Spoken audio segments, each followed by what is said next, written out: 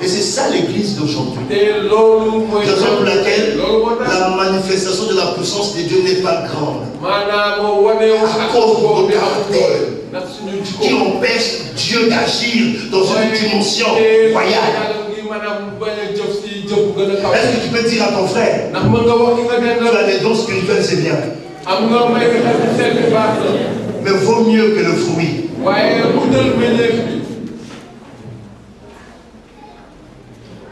Alléluia. Amen. Peut-être que je suis venu créer quelque chose dans ta tête. Mais je veux que chacun de nous aille au ciel.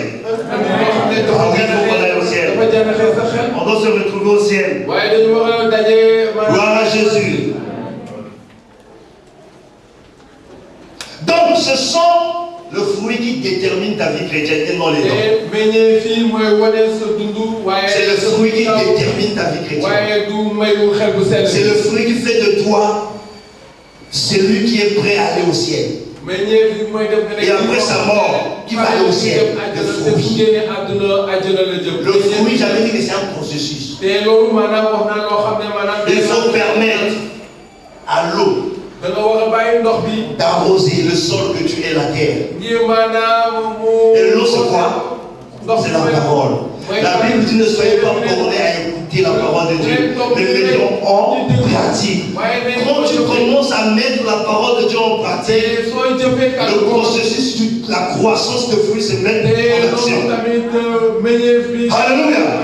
Dès que tu prends la résolution de commencer à mettre la parole de Dieu en pratique, le processus de la croissance de fruits se met en action. Quand tu as accepté Jésus-Christ dans ta vie comme Seigneur et Sauveur, le processus a été déjà déclenché. Et le fruit n'attend que toi, que tu permettes à la parole de produire cela en toi. Mais parfois on résiste à la parole de Dieu. Et c'est là on étouffe la croissance des fruits. Gloire à Dieu. Amen. Gloire à Dieu. Amen. Gloire à Dieu. Amen. Regardez. Je me rends compte. Samson avait reçu un don de la part de Dieu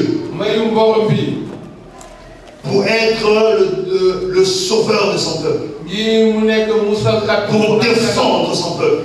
Oh, mais il n'avait pas reçu le fruit. Il n'avait pas reçu le fruit. Mais Samson n'a pas fini sa mission. Il est sorti de sa destinée prophétique et il est rentré dans le destin par manque de fruits. L'homme qui a reçu le don de la sagesse, il s'appelle comment? L'homme le plus sage de la terre. Et parce qu'il n'avait pas de fruits, il se retrouvait avec 700 femmes, 300 concubines, maîtresses, donc 1000. Je me suis posé la question, il faisait comment? Parce que même avec toi, un homme qui gère toi, mais ta tête tourne. Quand tu faisais ça dans le monde, frère, ta tête ne tourne pas. Tu planifiais le monde. Non, je ne ferai pas demain. Je suis avec maman. Sœur, quand tu gères 3 hommes, est-ce que ta tête ne chauffait pas?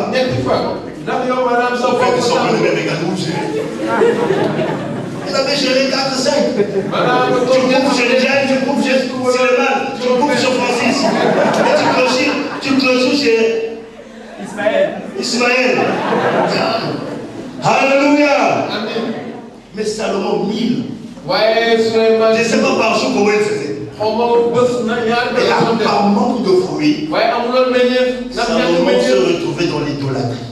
Aujourd'hui, quand on parle de la franc-maçon, ils utilisent les toiles de Salomon, ils utilisent des prières de Salomon. La franc-maçon est née à l'idolâtrie que Salomon avait adressée à vous dire. On peut recevoir les dons, c'est bien, mais les dons, on ne doit pas dissocier les dons de fruits. Une personne qui a des dons spirituels et qui a aussi le fruit de l'esprit, cette personne sera utile pour le royaume de Dieu. Il va impacter sa génération. Les dons n'impactent pas. Les dons apportent l'émotion. Les dons apportent une joie. Alléluia. Quand tu reçois une prophétie, tu vas te marier, tu es joyeux. C'est le don. Les dons viennent réveiller notre foi. Mais le fruit nous a fermés en Christ. Alléluia. Le fruit nous rapproche plus de la présence de Dieu. Une personne qui est remplie de fruits de l'esprit facilement vit dans la vie de l'esprit. Alléluia. Les gens pensent que tu as des dons spirituels, tu as la vie de l'esprit. C'est pas les dons spirituels qui donnent la vie de l'esprit. Non, mais c'est le fruit de l'esprit. Et si les deux sont associés, la vie de l'esprit sera. Gloire à Jésus. Dis, je veux les fruits de l'esprit. Je veux un fruit. Je veux le fruit de l'esprit. Je veux le fruit. Avoir un don spirituel ne fait pas de toi un super chrétien. Avoir des dons spirituels ne fait pas de toi un chrétien mature. Avoir des dons spirituels ne fait pas de toi un chrétien super. Alléluia. Je suis en train de corriger quelque chose dans notre tête. Parce que nous, l'église, c'est les dons qui nous impressionnent. Les dons. La Bible dit, l'homme regarde à ce qui frappe aux yeux. Les dons frappent. Et on court après. Mais Dieu regarde le cœur. Il est que le fruit. Que c'est le fruit qu'il regarde.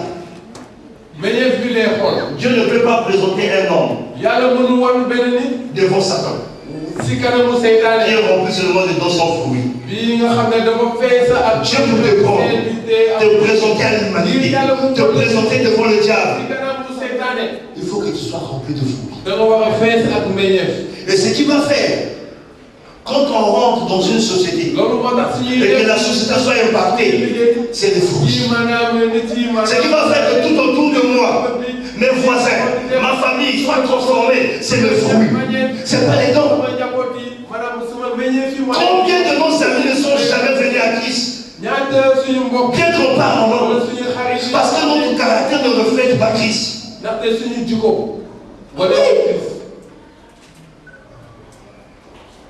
Il y a des gens qui disent les gens remplis de bouche, c'est des chrétiens.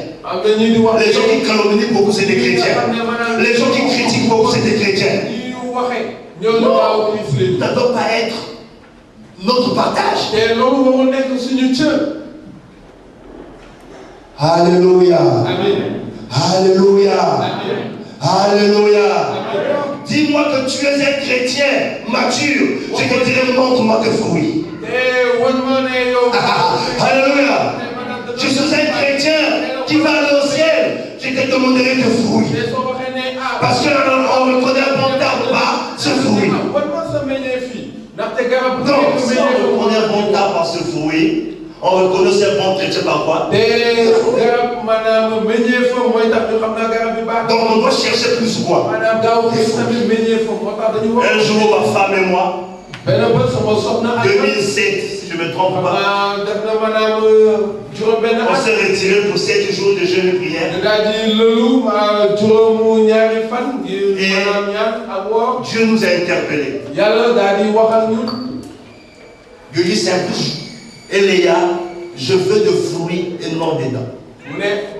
Je sortais d'un programme de 3 mois. On m'invitait dans toutes les églises de Dakar. Il y avait la manifestation de la puissance de Dieu. On soulevait les gens comme on soulève un bébé.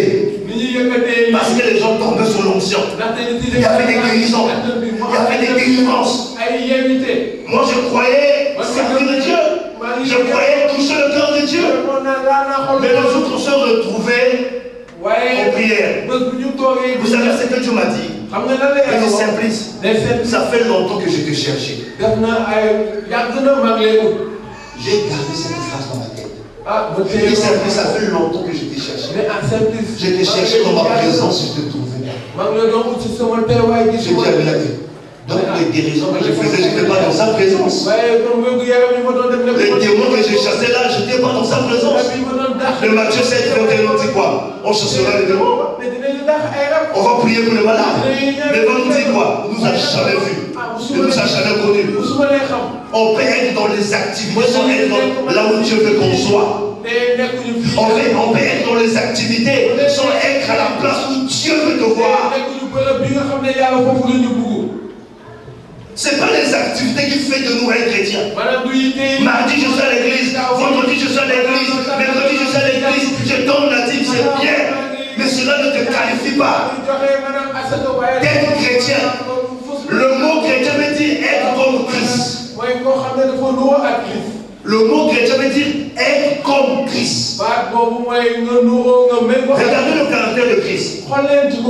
Quand on l'a insulté, est-ce que Jésus s'est rendu? Il a fait quoi? Il s'est calmé. Regardez son caractère. Lorsqu'on a craché sur lui, il a rendu. Lorsqu'on l'a calomnié dans toute la ville, qui chassait les esprits par l'esprit de Belzébul, il a réagi. Et il dit, si quelqu'un te donne une paire de gifles à la joue gauche, tu dois faire quoi? Traitons l'autre joue. Ça veut dire, il ne faut jamais rendre le mal au mal. C'est ça, un chrétien. Il a parlé mal de moi. Je vais vous montrer qui je suis. Chironda. Ça veut dire qu'on remplit de chair, son créole. Chironda.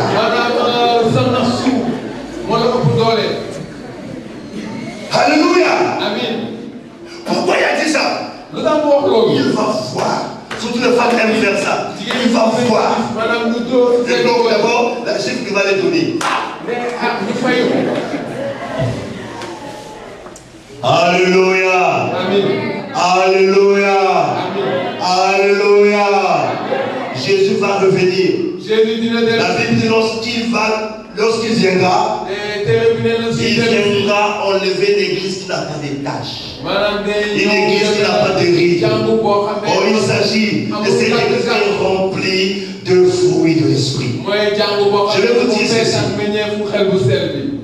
L'église de Corinthe nous donne un exemple. Il n'y a pas une église charismatique dans la Bible que l'église de Corinthe. Quand on parle des dons spirituels, ça commence par 1 Corinthiens 12, 1 Corinthiens 15, 1 Corinthiens 14. Une église charismatique. Une église qui était remplie de dons. Mais une église qui vivait dans la division. Une église qui vivait dans le péché. Ils avaient un langage.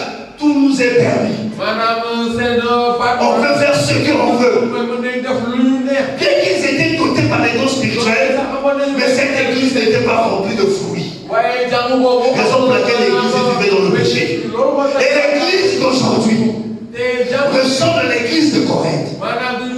Je parle de l'église en général, où il y a des gens qui sont dotés des dons, mais qui vivent dans le péché, comme l'église de Corinthe. Il y a des chrétiens qui trichent à l'école. Moi j'étais surpris, j'arrive au Congo. Il y avait un ministre qui était très strict. Il est venu stopper les gens qui avaient 3, 4 salaires, 5 salaires. Dans mon pays, il y avait des gens qui avaient 4 salaires, 5, 6. Ils bouffent l'argent de personnes qui étaient déjà mortes. Mais j'étais surpris, j'arrive.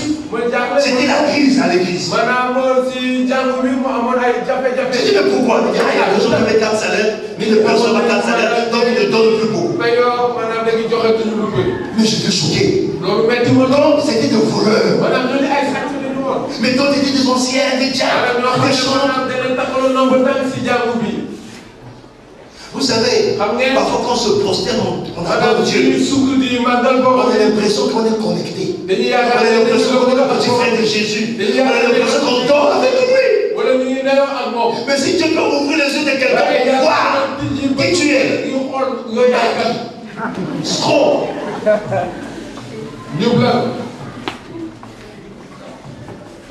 Alléluia. Amen. Alléluia. Amen. Tu cherches une stabilité dans ta relation, dans ta vie de couple. Cherche le fruit. Tu vas bien supporter ton partenaire. Cherche le fruit. Tu vas supporter ta femme. Cherchons le fruit. On va supporter ceux qui nous parlent en mal. Cherchons le fruit. Ceux qui nous calomnient, ce serait un sujet de louange à cause de fruits. On trouve la concurrence dans l'église. C'est parce qu'il y a un manque de fruits. En réalité, si mon frère est béni, je dois être dans la joie. Mais si je suis jaloux, parce que je n'ai pas de fruits. En réalité, quand l'autre prêche bien, on ne peut pas trouver des concurrences entre des prédicateurs, entre des pasteurs. Mais on trouve la concurrence, la lutte, parce qu'il y a un manque de fruits en nous. Ne vous trompez pas. Je peux être pasteur sans fruits. C'est pas le fait que je prêche l'évangile. Mais beaucoup de pasteurs iront en enfer. Lorsque Dieu nous a interpellés avec ma femme, on a pris le livre des Galates, face à face avec la Bible, ma femme et moi. On regarde, on dit, toi, si tu retrouves un fruit en toi, tu t'énerves. On se retrouvait. Est-ce qu'on n'avait pas seulement un fruit? Imaginez un peu, ça fait longtemps que je suis chrétien. C'est pas au Sénégal que je suis devenu chrétien. J'ai donné ma vie au Seigneur, ça fait des années. J'ai servi dans mon pays au Congo 10 ans avant de venir au Sénégal. Donc 10 ans avant de venir au Sénégal, je me suis marié avec ma femme. 6 ans au Sénégal avant que je me suis marié. Imaginez un peu, j'avais dit 2 filles. On s'est regardé, je dis à ma femme, si Jésus revenait là, qu'est-ce qu'on devait faire? Parce que quand la Bible dit, quand tu vas apparaître dans les airs, ceux qui sont en Christ, il y aura une connexion, les morts, bah, tu pars. C'est pas les dons. L'Esprit de Dieu ne viendra pas se connecter aux dons pour que tu montes. Alléluia. Il dit oui, tous nos dons. Un prophète, l'homme elle guérit des gens. Non, il passe. Le don de l'enfant, il passe. L'interprétation de l'âme, il passe. L'amour se connecte. Alléluia. Donc tu montes au ciel. Est-ce qu'on peut acclamer le Seigneur?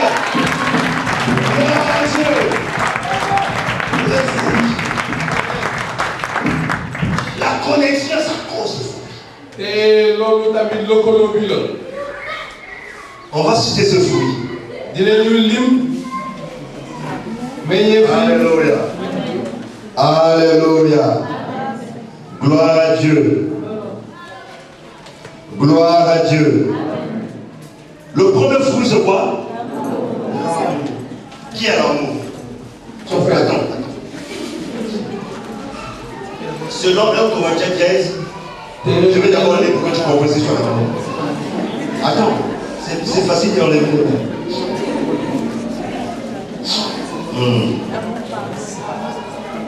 Je prends le verset 14. Regarde ce que c'est sur l'amour. L'amour est patient. Ça dit qu'une personne qui a l'amour, elle est patiente. Même si ça tarde, l'amour est patient. Oui, tu te bats, tu ne changes pas. Tu n'aimes pas la personne. Si tu aimes la personne, tu es patient. C'est ça l'amour.